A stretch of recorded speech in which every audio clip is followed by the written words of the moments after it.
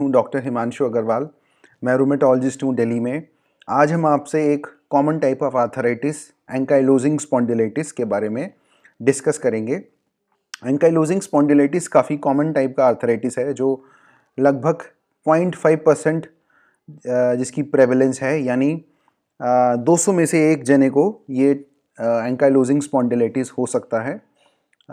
OPD practice में भी हम काफ़ी रेगुलर बेसिस पे, इनफैक्ट डेली बेसिस पे काफ़ी सारे पेशेंट्स इस बीमारी के देखते हैं। इसको हम लेमन में स्पाइन आर्थराइटिस यानी रीढ़ की गठिया भी बोल सकते हैं, और टेक्निकल नेम इसका होता है spondyloarthritis. Basically it's a chronic arthritis जो मेनली यंग एज की बीमारी है। 20 से 40 साल इसकी सबसे कॉमनेस्ट एज ग्रुप है। वैसे तो ये बच्चों में भी हो सकता है, बुजुर्गों में भी हो सकता है, बट 90% पेशेंट्स जनरली यंग होते हैं, 20 टू 40 ईयर्स के बीच में। आमतौर पे ये समझा जाता है कि रीढ़ की हड्डी की बीमारियां बुजुर्गों में होती हैं, बट ये एक आर्थराइटिस है जो जनरली यंग एज में ही होता है, और बुजुर्ग लोगों में ये वाला आर्थराइटिस काफ़ी रेयर या अनकॉमन होता है। इसके जो मुख्य लक्षण होते हैं वो हैं chronic lower back pain, बटक pen यानी कि जहां हमारी पैंट की पॉकेट होती है उसमें पेन, और हिप में पेन। इस बैक पेन की एक खासियत है कि ये रेस्ट करने पर बढ़ता है। अमूमन आप देखेंगे कि कोई भी डिस्क प्रॉब्लम हो, मस्कुलर प्रॉब्लम हो, हड्डियों की दर्द हो, वो रेस्ट करने पर उनमें आराम आना चाहिए। बट एंकाइलोजिंग स्पॉन्डिलाइटिस में उल्टा होता है। जब आप रेस्ट करते हैं, जब आप आराम करते हैं, तो ये बीमारी की जो सिम्टम्स हैं, पेन है, काफ़ी बढ़ जाता है। और जब आप मूवमेंट में आ जाते हैं, एक्टिव हो जाते हैं, एक्सरसाइज करने लगते हैं, तो उसका पेन कम हो जाता है। सो अक्सर पेशेंट्स की एक कॉमन कंप्लेन होती है कि जब भी वो रात को सोते हैं तो उनकी 2-3 घंटे बाद लगभग नींद खुलती है। दर्द के कारण वो काफ़ी अकड़ जाते हैं, जकड़न हो जाती है, उनको करवट लेने में समस्या हो जाती है। जब वो सुबह उठते हैं तो वो बिस्तर से निकलने में उन्हें काफ़ी तकलीफ़, लगभग 1 से 2 घंटा भी लग सकता है उन्हें बिस्तर से निकलने में। और जैसे जैसे वो दिन निकलता है, एक्टिव होते हैं, वो पेन उनका कम होने लगता है। रीढ़ की हड्डी के अलावा ये हमारे सर्वाइकल जॉइंट्स यानी कि नेक के जॉइंट्स को अफेक्ट कर सकता है, अपर बैक पेन कर सकता है, हील पेन कर सकता है। हील यानी कि जो हमारे हील का माने एड़ियों में दर्द कर सकता है। इनफैक्ट काफ़ी कॉमनली लोग सिर्फ एड़ी के दर्द के साथ ही आते हैं, और हमें मालूम करने पे, जांच करने में मालूम पड़ता है कि उन्हें एंकाइलोजिंग स्पॉन्डिलाइटिस है। इसके अलावा ये रिब केज या हमारे पसलियों में दर्द और जकड़न कर सकता है।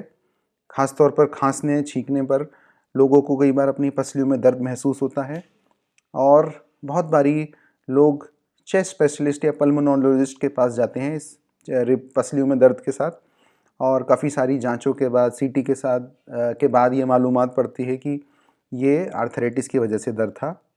चेस्ट पेन हो सकता है इस बीमारी में, वो भी सेंट्रल चेस्ट पेन, यानी कि जो ये हमारा फ्रंट हिस्सा होता है इसमें चेस्ट पेन हो सकता है, जिस कॉस्टोकॉन्ड्राइटिस की वजह से। बेसिकली हमारे यहाँ छोटे छोटे जॉइंट्स होते हैं चेस्ट बोन में और पसलियों के बीच, जिनमें सूजन आ सकती है, जिसके कारण लोगों को chest pain, acute chest pain हो सकता है। एक्यूट चेस्ट पेन के साथ वो इमरजेंसी भी कई बार पहुंच जाते हैं, और फिर कार्डियोलॉजिस्ट और इमरजेंसी में उनके कई सारे टेस्ट होने के बाद मालूम पड़ता है कि ये एंकाइलोजिंग स्पॉन्डिलाइटिस की प्रॉब्लम थी। रीढ़ की हड्डी के अलावा ये हमारे जॉइंट्स को भी इफेक्ट कर सकता है, ख़ासतौर पर नी पेन यानी घुटनों में दर्द, सूजन, कभी कभी घुटनों में पानी भर जाता है, हिप्स में पेन हो सकता है, हमारी उंगलियों के जॉइंट में सूजन आ सकती है, हमारे कंधों में दर्द हो सकता है। सो सभी तरह के जॉइंट्स को भी अफेक्ट कर सकता है। इसके अलावा इसकी कुछ एक्स्ट्रा आर्टिकुलर यानी कि ये हमारे बॉडी के दूसरे पार्ट्स को भी प्रभावित कर सकता है। इसका एक मेन लक्षण है यूवीआइटिस यानी आयराइटिस, जिसमें हमारी आँखों में अचानक से दर्द होने लगता है, वो लाल हो जाती है और सडन विजन ड्रॉप हो जाता है। तो इसमें जनरली हम स्टेरॉयड ड्रॉप्स डालते हैं, तो उससे विजन इम्प्रूव हो जाता है।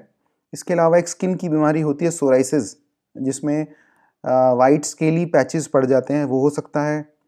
आईबीडी इन्फ्लेमेटरी बाउल डिजीज़ हो सकती है इस बीमारी में, जिसमें हमारे ब्लडी डायरिया हो सकता है, खून यानी खूनी पेचिश हो सकते हैं, वेट लॉस हो सकता है। सो काफ़ी सारे सिम्टम्स हैं हमारे जॉइंट्स के अलावा भी इस बीमारी के कारण।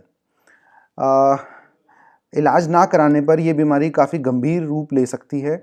एडवांस स्टेजेस में हमारी जो रीढ़ की स्पाइन होती है वो फ्यूज़ हो जाती है और एकदम रिजिड इनफ्लेक्सिबल बेम्बू की तरह बन जाती है। तो इस एडवांस स्टेज को हम बेम्बू स्पाइन भी बोलते हैं। इसमें व्यक्ति एकदम झुक जाता है, बिल्कुल फॉरवर्ड बेंडिंग हो जाती है, जैसे कुबड़ निकलाता है, लोग झुक के चलने लगते हैं। नेक की मूवमेंट्स बिल्कुल फ्यूज़ हो जाती हैं, वो ना राइट देख सकते हैं ना लेफ़्ट देख सकते हैं, बिल्कुल straight vision, horse view vision हो सकता है। इसके अलावा चेस्ट एक्सपांशन कम की कमी हो जाती है, चेस्ट एक्सपेंशन लिमिटेड हो जाती है, जिससे कि उनको सांस लेने में भी कभी कभी तकलीफ़ हो जाती है।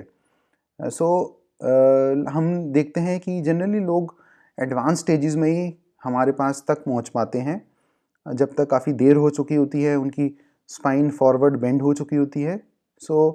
आप लोग ध्यान रखिए कि आप में से किसी को भी क्रॉनिक बैक पेन है, यानी लंबे समय तक कमर में दर्द है, स्पेशली यंग एज में और पुरुषों में स्पेशली, तो ये एंकाइलोजिंग स्पॉन्डिलाइटिस हो सकता है।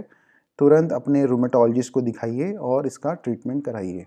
Stay healthy, stay well. Thank you.